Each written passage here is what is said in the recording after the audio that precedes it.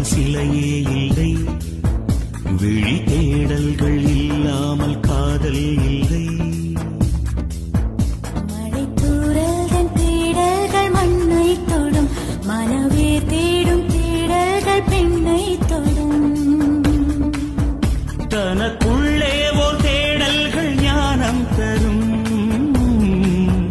பேனாமை கொண்ட தேடல்கள் கவிதை தரும்.